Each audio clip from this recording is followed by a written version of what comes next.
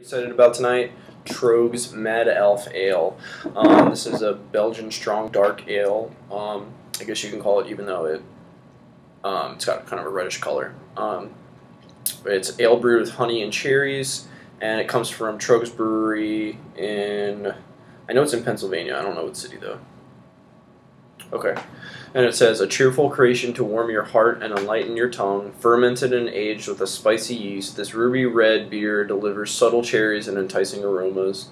The Mad Elf, a jolly and delicious beer for the holidays. Holiday cheers, Chris and John.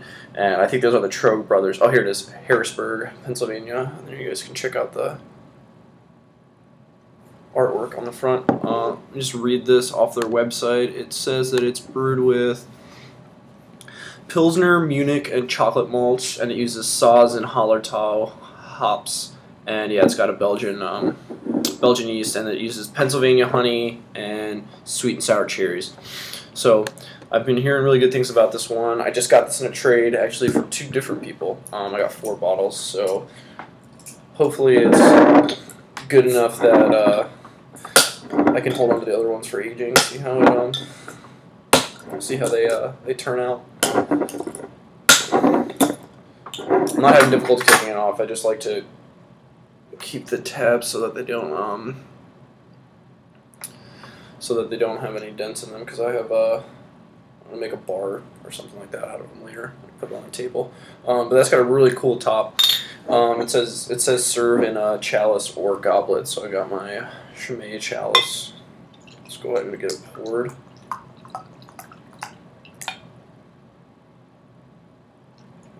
Doesn't even, it's a 25 centiliter chalice, so it doesn't even hold 12 ounces, so I have to let it sit for a little bit. This is kind of cold. I think it's about 40 degrees or whatever temperature my refrigerator is at, but so it needs to warm up a little bit. But I'm gonna get it, give it a nice look. It's got a brown color, maybe light brown, with definitely some reddish colors coming through. So definitely on the reddish brown side. It's got some good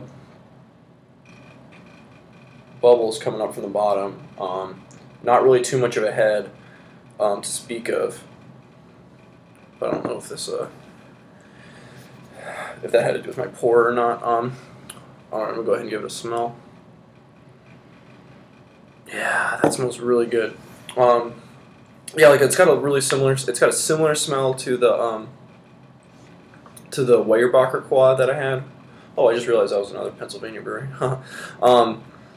With the dark fruit and the sweetness and stuff like that, but it's definitely more like dark cherries in this one than in the other one. The other one was more like the plums and the raisins, that kind of a thing. Maybe some grapes.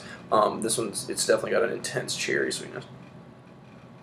Yeah, that smells really good, and it's definitely got those the malt sweetness coming through too. I'm not getting much of the Belgian characteristic in this one with like the clove and everything like that, but it's still kind of cold, so it's going to warm up a little bit. So let's go ahead and give it a taste.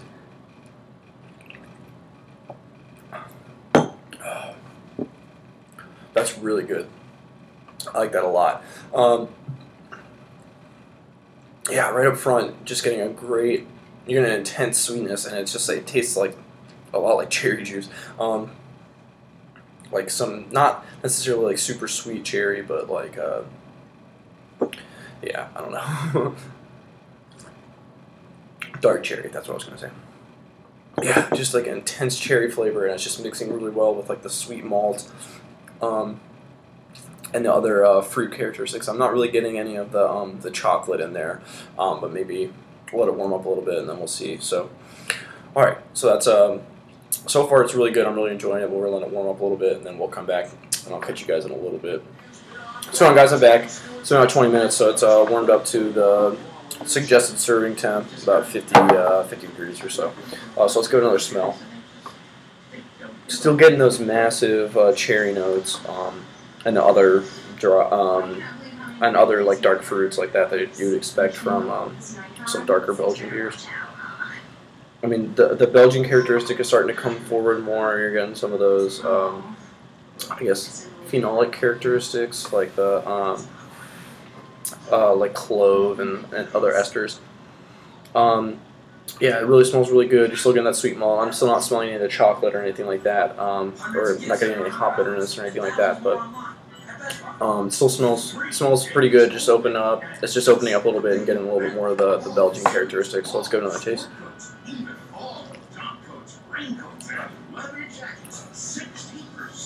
Yeah, it's smoothed out a lot. I'm still getting those massive cherry characteristics, just like in the smell. I'm not really getting any of the honey, but and then again, I'm getting some of those a lot of the Belgian characteristics.